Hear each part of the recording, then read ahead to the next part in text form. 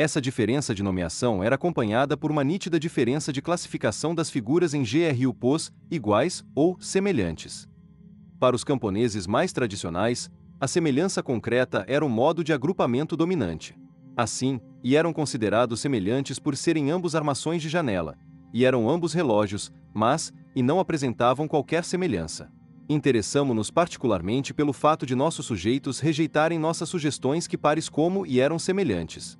Essas figuras se assemelhavam muito aos estímulos utilizados por nossos colegas da Gestalt para demonstrar o que consideravam ser leis universais da percepção. Em seus experimentos, que via de regra utilizavam sujeitos instruídos, concluíram que tais figuras eram normalmente colocadas no mesmo grupo por serem ambas representativas da classe abstrata dos círculos. Seus sujeitos ignoravam as características individuais de cada uma das figuras, isolavam a característica dominante, de classe geométrica, e decidiam a partir daí. Mas quando perguntamos aos camponeses tradicionais se tais figuras se assemelhavam, recebemos como resposta um não. Eles perceberam as figuras como semelhantes a determinados objetos de seu ambiente, e as classificaram de acordo com essa percepção. Não podem ser semelhantes, disse um camponês, porque a primeira é uma moeda e a segunda uma lua. Na verdade, sujeitos ligeiramente mais instruídos classificaram esses estímulos com base em sua configuração geral, mas não podíamos mais atribuir este modo de classificação a qualquer lei universal da percepção. Este tipo de percepção por categorias reflete uma forma de classificação de objetos desenvolvida e transmitida historicamente. Sujeitos mais instruídos podem classificar esses estímulos com base numa única propriedade ideal, mas isso não é um produto natural e inevitável da mente H humana. O homem percebe 3 milhões de tonalidades de cor diferentes, mas só existem de 16 a 20 nomes de cores. Significará isto que a percepção e a classificação dos matizes varia com os nomes das diferentes cores? Ou, será que a linguagem e as atitudes práticas ligadas às diferentes cores evocam diferentes maneiras de percebê-las e classificá-las? Estudamos a percepção e a classificação das cores em vários grupos de nossa população de sujeitos, e os resultados que obtivemos eram análogos aos obtidos no estudo da percepção das figuras geométricas. Pedimos a indivíduos de nossos grupos básicos que nomeassem e classificassem fios coloridos de lã. Sujeitos não instruídos, mulheres em particular, e muitas das quais eram excelentes tecelãs, usaram muito poucos números de categorias de cores. Ao invés, rotularam as peças coloridas de lã pelos nomes dos objetos de seu ambiente que tinham a mesma cor.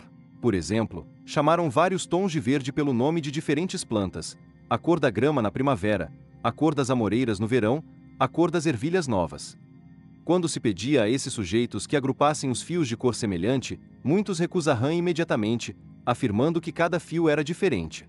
Outros os ordenaram numa série contínua de cores, que crescia no matiz ou na saturação. Esse padrão de resposta particularizada e visualmente dominada desapareceu em nossos outros grupos experimentais, em cujas respostas prevaleciam os nomes de categorias de cores, e que prontamente agrupavam cores semelhantes. Nossa série seguinte de estudos enfocou a maneira pela qual os indivíduos categorizam e fazem generalizações acerca dos objetos de seu mundo cotidiano. A diferença de um conjunto de fios de lã de cores diferentes, ou de figuras geométricas bidimensionais, os objetos de nossa vida diária são raramente categorizados com base em algum tributo físico comum. Na verdade, podem sê-lo de muitas maneiras, e era nessa variedade que estávamos interessados. Com base na sua pesquisa em desenvolvimento, Vygotsky elaborou um conjunto de distinções entre os tipos de categorias que, constatou-se, as crianças utilizavam nas diferentes idades. Durante os primeiros estágios do desenvolvimento da criança, as palavras não têm função organizadora da maneira que ela categoriza sua experiência. A criança pequena percebe cada objeto de maneira isolada, não possuindo princípios lógicos de agrupamento. No próximo estágio de categorização, a criança passa a comparar objetos com base num único atributo físico comum, como a forma, a cor ou o tamanho.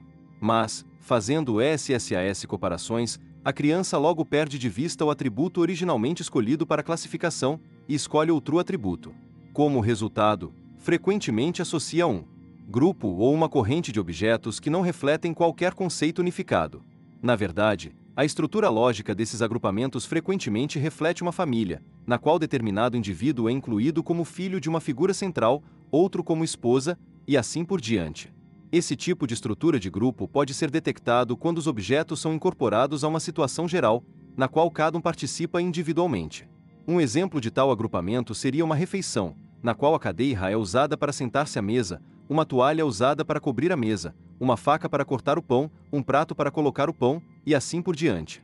Esse modo de agrupamento de objetos não é baseado numa palavra que permita o isolamento de um atributo comum e que denote uma categoria que inclua logicamente todos os objetos. Na verdade, o fator determinante da classificação de objetos em complexos situacionais desse tipo chama-se percepção gráfico-funcional, ou a lembrança das relações concretas entre os objetos. Vygotsky constatou que o agrupamento de objetos de acordo com suas relações nas situações reais é típico de crianças na fase da pré-escola e da escola elementar.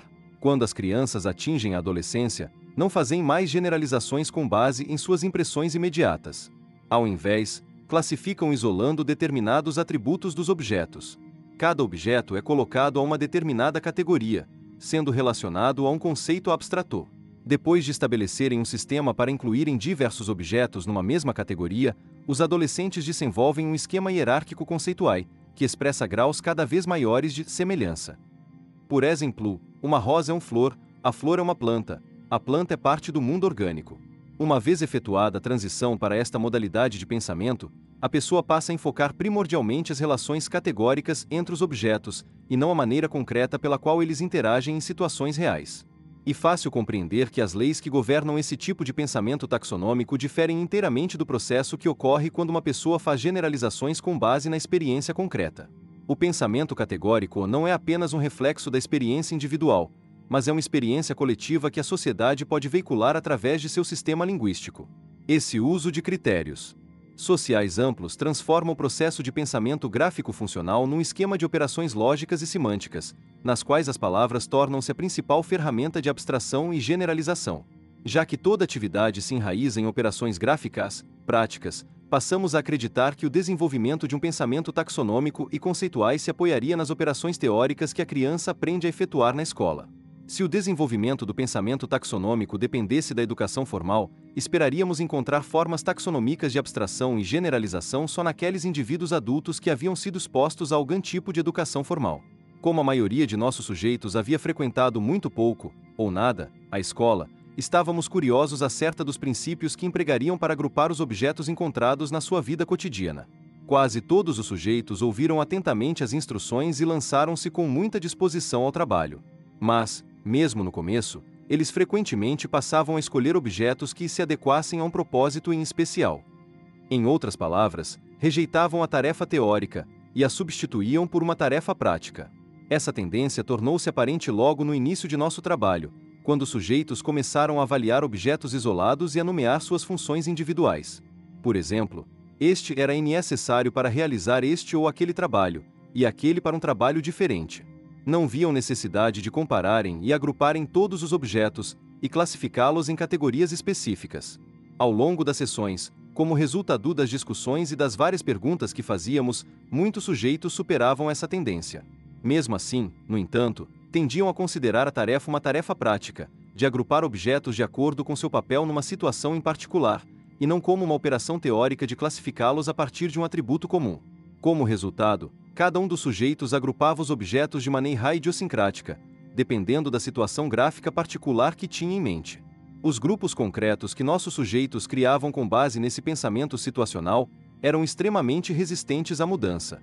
Quando tentávamos sugerir qualquer outra maneira de agrupar os objetos baseada em princípios abstratos, eles geralmente a rejeitavam, insistindo que tal arranjo não refletia as relações intrínsecas entre os objetos e que a pessoa que adotara tal agrupamento era estúpida.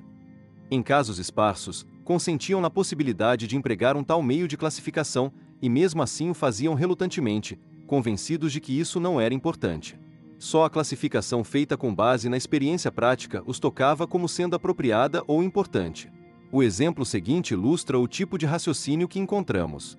Mostraram-se a Hackma, um camponês iletrado de 31 anos, morador de um distrito distante, desenhos de um martelo, um serrote, uma tora de madeira e um machado. São todos semelhantes, ele disse. Penso que todos têm de estar aqui. Veja, se você vai serrar, você precisa de um serrote, e se tem que rachar algo, precisa de machado. Então são todos necessários aqui. Pontos fundamentais a serem recordados. 1. Os chakras principais são transformadores de energia especializados que captam as energias sutis e as distribuem para as principais glândulas, centros nervosos e órgãos do corpo. 2. A função dos chakras está relacionada com diversos aspectos da consciência, especialmente com as emoções, que afetam o fluxo de energia através desses centros. Quando o corpo emocional do indivíduo apresenta uma perturbação em seu campo, relacionada com problemas emocionais, esse problema é traduzido na forma de uma alteração no fluxo de energia sutil através de um determinado chakra 3. Cada um dos 7 chakras principais está relacionado com uma determinada questão emocional e espiritual que influencia o seu funcionamento. Um chakra pode vir a apresentar disfunções quando o indivíduo tiver significativas questões emocionais não resolvidas em algumas dessas áreas. Essas disfunções prejudicam o fluxo de energia sutil nutritiva para a região do corpo e para os órgãos e glândulas supridos pelo chakra debilitado. Se o bloqueio do chakra for crônico, poderão também ocorrer desequilíbrios celulares e a manifestação de doenças. 4. A produção de alterações no fluxo energético sutil através dos diversos chakras é um dos mecanismos pelos quais as tensões crônicas podem afetar negativamente o corpo físico. 5. O tipo mais grave de desequilíbrio nos chakras talvez seja aquele que afeta o chakra do coração, já que este centro está relacionado com a questão do amor do indivíduo por si mesmo e pelos outros. O chakra do coração fornece energia nutritiva sutil para o coração e para a circulação de maneira geral, para os pulmões e para o timo. Assim, uma disfunção crônica no chakra do coração pode contribuir para a ocorrência de doenças cardíacas, derrames, doenças pulmonares e de diversos tipos de debilitações imunológicas que podem deixar o organismo vulnerável a bactérias, vírus e células cancerosas. 6.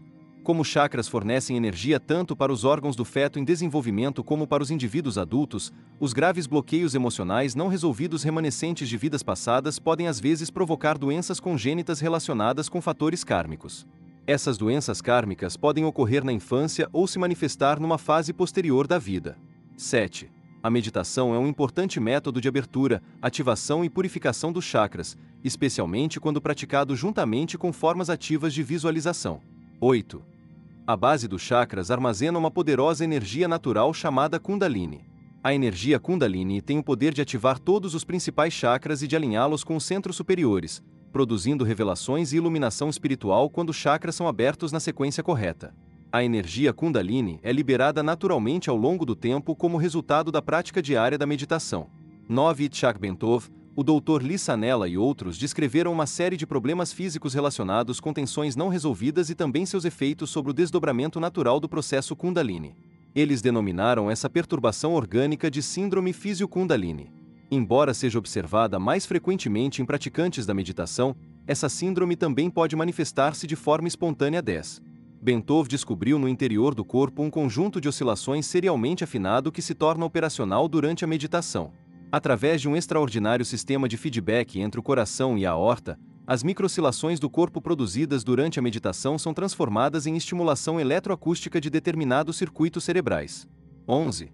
De acordo com o modelo de Bentov, ao longo de muitos anos de prática continuada de meditação, esta acaba produzindo uma corrente circular no córtex sensório-motor que elimina gradualmente as tensões aprisionadas no próprio tecido cerebral.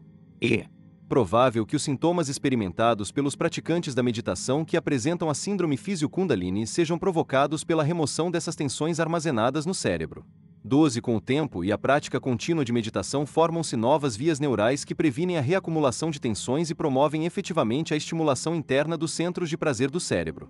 Na visão de Bentov, portanto, a meditação e o processo Kundalini constituem um mecanismo natural de liberação de tensões. Capítulo 11. Cura holística e mudanças de modelo. O surgimento da medicina para a nova era. Estamos num extraordinário momento da história humana. A humanidade está literalmente no alvorecer de uma nova era. Nos últimos 30 ou 40 anos, a velocidade de aquisição de informações tornou-se tremendamente maior, ultrapassando a de qualquer outra fase da história humana. Graças aos novos sistemas de informação e à grande disponibilidade de livros, a enorme quantidade de conhecimentos que acumulamos através dos séculos tornou-se mais prontamente acessível a todas as pessoas. A ciência evoluiu a tal ponto que computadores e instrumentos semelhantes nos deram a capacidade, não apenas de armazenar e transmitir informações, como também de integrar velhos dados e alcançar novos níveis de compreensão de fenômenos que, embora já fossem conhecidos, não eram completamente entendidos. Essas mesmas tecnologias de computador nos proporcionaram um instrumental necessário para penetrar em novas áreas do conhecimento e estender nossa visão até domínios literalmente invisíveis. Em nenhuma outra área essa nova visão está se tornando mais importante do que na compreensão das mais profundas funções da mente e do corpo humano.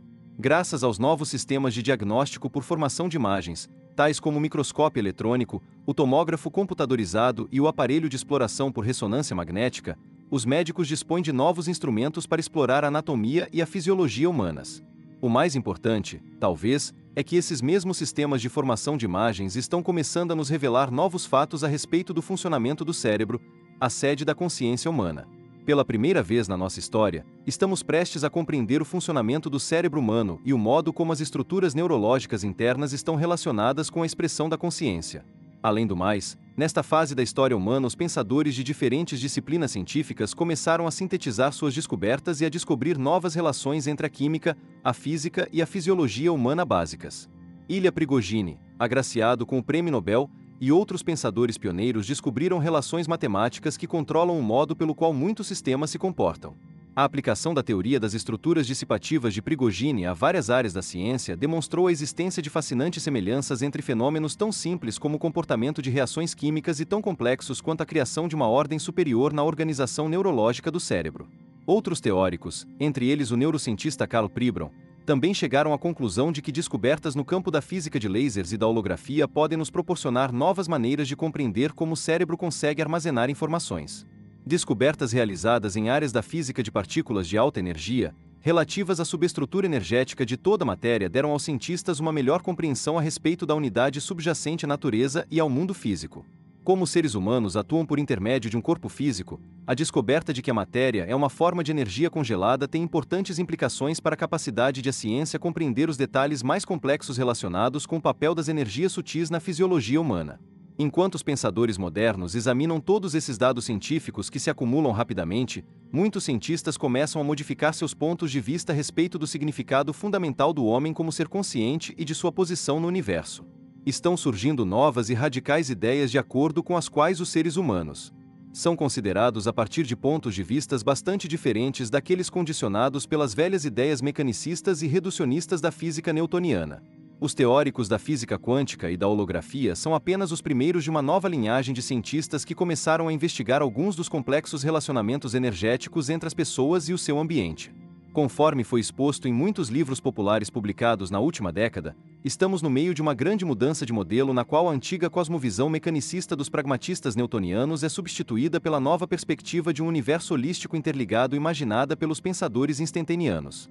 À medida que se desenvolvem novos pontos de vista a respeito da natureza do mundo que nos rodeia e que começamos a compreender a função humana em termos de complexos modelos energéticos, muitos pesquisadores acabam se dando conta da existência de uma unidade básica de estrutura que nos liga ao universo. Os melhores especialistas em física quântica e em física de partículas estão agora chegando às mesmas conclusões a respeito da unidade subjacente à humanidade e à natureza que aquelas descritas pelos antigos filósofos indianos e chineses em seus escritos sobre as relações sutis do homem com o cosmo. A única diferença de abordagem entre o ponto de vista antigo e moderno é que os velhos mestres orientais e védicos chegaram às suas introvisões através da meditação e da exploração psíquica do universo, ao passo que os cientistas modernos chegaram às suas conclusões por uma via mais mecanicista, eletrônica e empírica. Quer sejam alcançadas através de jornadas internas de meditação ou de pesquisas externas, realizadas com a ajuda de instrumentos, as percepções finais dos cientistas modernos e dos filósofos antigos apresentam notáveis semelhanças entre si. O modelo holográfico do universo nos proporciona uma nova base para a compreensão das interconexões energéticas invisíveis entre todas as coisas. Esse relacionamento fundamental entre os seres humanos e seu ambiente sempre foi algo percebido intuitivamente pelos antigos mestres orientais. Somente agora foi desenvolvida uma base científica teórica para essa profunda percepção interna. A visão einsteiniana da matéria como energia em forma de partículas nos mostra que somos todos constituídos pelos mesmos blocos de construção subatômicos. No nível subatômico, cada um de nós é um agregado complexo e singularmente organizado das mesmas partículas universais de energia. À medida que cientistas e teólogos começarem a considerar o universo a partir dessa nova perspectiva, de acordo com a qual o universo é, sob muitos aspectos, energia em evolução, as duas áreas poderão gradualmente encontrar um denominador comum. De certa maneira, estamos presenciando a primeira tentativa de reintegração entre religião e ciência, pois ambas as áreas estão mais uma vez começando a compreender o mundo a partir de uma visão unificada.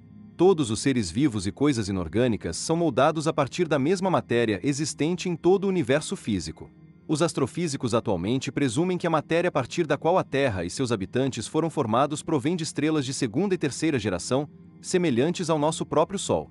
A grande variedade de elementos químicos existentes no nosso planeta foi produzida pela evolução molecular. A fusão solar do hidrogênio para dar origem ao hélio, o processo alfa-triplo de recombinação de hélio para formar o carbono, e assim por diante, forneceram os principais ingredientes para a evolução planetária e o surgimento da vida na Terra. Somos todos constituídos da mesma matéria estelar, os blocos básicos de construção do universo. E, quer o material provenha da agregação da poeira cósmica, da transformação dos átomos básicos de hidrogênio, ou até mesmo o da matéria astral, ela consiste basicamente de energia congelada na forma de partículas. Toda matéria é energia e luz em suas milhares de formas e manifestações. O último ingrediente necessário para o entendimento desses processos cósmicos é a compreensão de que a consciência participa de alguma forma de todo esse processo de evolução orgânica e planetária. Embora, para a maioria das pessoas, esse fragmento final do quebra-cabeça seja a parte mais difícil de engolir, está a força motivadora mais importante do processo evolutivo. De fato, a própria consciência é uma forma de energia. Ela é a forma mais elevada de energia e está integralmente envolvida com os processos vitais. Se considerarmos a consciência como uma qualidade fundamental e uma forma de expressão das energias vitais, estaremos mais perto de compreender como o espírito interage com diversas formas de matéria física e se manifesta através delas. Na verdade, é a viagem do espírito através dos mundos da matéria que proporciona a maior força propulsora do processo evolutivo. Somente quando começarmos a vislumbrar essa grande verdade acerca da nossa herança espiritual oculta é que poderemos realmente entender os aspectos superiores dos processos vitais dos seres vivos. A química e a física sozinhas não podem fornecer todas as respostas necessárias para a solução do quebra-cabeça representado pela fisiologia humana, como os cientistas newtonianos pragmáticos gostariam de acreditar. Só quando os componentes relativos às dimensões superiores da física e da química forem acrescentados à equação da vida é que poderemos compreender o sistema aberto de energia que constitui o ser humano multidimensional. As realidades do espírito não invalidam as leis da ciência. Elas apenas estendem as leis já existentes de modo a incluir nelas os fenômenos relativos às dimensões superiores da matéria, da mesma forma como os físicos instantaneanos incorporaram as antigas descobertas da mecânica newtoniana, mas não deixaram de ir muito além delas. À medida que formos compreendendo não apenas a matéria física inorgânica, mas também o comportamento da matéria viva orgânica, considerada a partir de uma perspectiva energética sutil, estaremos criando os alicerces de uma nova medicina e uma nova psicologia dos seres humanos. Somente agora a sociedade está começando a testemunhar os primeiros vislumbres de compreensão desses princípios por parte da comunidade médica. Por enquanto, apenas um punhado de médicos pioneiros dedicou-se a investigar o relacionamento extremamente importante entre energia, matéria e consciência. Os cientistas e médicos da velha guarda continuam agarrados às suas velhas concepções mecanicistas a respeito das funções físicas e mentais. Eles relutam em aceitar os novos modelos de entendimento sem a apresentação de fatos científicos e de evidências experimentais rigorosamente comprovados. Todavia, chegou finalmente o momento em que estão sendo criadas as tecnologias da nova era, as quais irão confirmar as hipóteses defendidas pela nova geração de médicos terapeutas. Quando o maior número de médicos, de enfermeiras e de outros profissionais da saúde começarem a se interessar pela medicina holística e a se envolver com ela, haverá uma melhor compreensão a respeito do verdadeiro significado de holístico. O termo holístico, utilizado com referência às condições de saúde e bem-estar dos seres humanos, implica não apenas um equilíbrio entre os diversos aspectos do corpo e da mente, mas também entre as forças multidimensionais do espírito, as quais, até o momento, foram imperfeitamente compreendidas pela grande maioria das pessoas. Na verdade, é o poder do espírito que movimenta, inspira e insufla a vida nesse veículo que conhecemos como corpo físico. Um sistema de medicina que negue ou ignore a sua existência será incompleto, pois exclui o atributo mais importante da existência humana, a dimensão espiritual. À medida que os médicos forem vendo a si mesmos mais como agentes promotores da cura e menos como clínicos, será dado mais valor ao espírito enquanto fator motivador da saúde. Ao longo dos diversos capítulos deste livro, tentei descrever os seres humanos como entidades que não são constituídas apenas por nervos, músculos e ossos.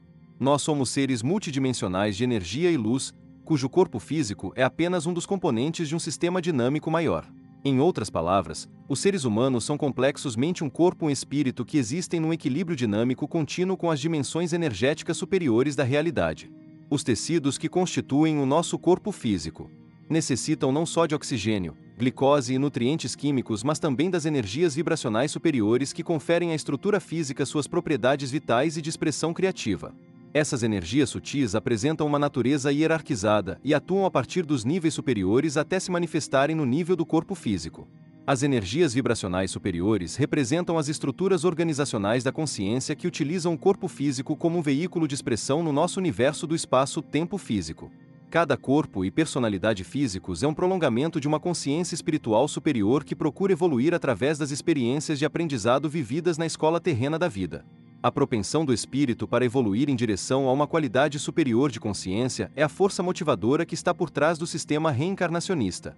Essa qualidade superior de consciência só pode ser alcançada através de experiências individuais e de muitas vidas no corpo físico. Assim, o espírito usa a forma física como uma ferramenta de ensino e aprendizado.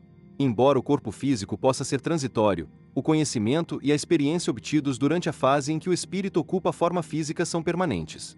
O mecanismo que controla o fluxo das energias superiores para a forma física é constituído principalmente pelo sistema Chakranadi e pela interface físico-etérica. A interface físico-etérica é uma extraordinária ponte de energias sutis na qual está incluído o sistema de meridianos acupunturais. Ela liga a forma orgânica, molecular às energias organizacionais do corpo etérico. O corpo etérico é um campo holográfico de energia ou molde de crescimento que mantém a ordem e determina o padrão estrutural da matriz celular do corpo físico. As energias etéricas proporcionam um guia de onda sobre a qual são organizadas a estrutura e a função celular. Elas coordenam sinergicamente as atividades vitais através de mecanismos vibracionais, genéticos e de outros mecanismos moleculares sutis. Diagrama 32 O Sistema Bioenergético Humano. Além do mais, as energias de alta frequência que penetram através dos chakras são distribuídas para os diversos órgãos do corpo pela delgada rede de nadis. Esse input vibracional superior proporciona uma influência nutritiva e organizacional sutil às células do corpo físico, ajudando a manter o equilíbrio e a ordem no nível molecular de expressão. O equilíbrio e a saúde globais do organismo humano dependem de um funcionamento equilibrado e coordenado tanto do corpo físico como dos sistemas de controle homeostático das dimensões superiores. Se houver alguma falha no sistema, em qualquer nível de hierarquia fisioenergética, o colapso físico e a doença podem se manifestar. Saúde, portanto, depende do correto alinhamento, equilíbrio e coordenação das formas e forças energéticas sutis superiores no nível do veículo físico. Quando as perturbações energéticas ocorrem no nível etérico ou em níveis de frequência superiores da estrutura, as alterações patológicas acabam se manifestando no nível físico-celular. A partir de uma perspectiva reencarnacionista, a doença pode ser considerada uma experiência de aprendizado terrestre. A localização e a natureza de muitas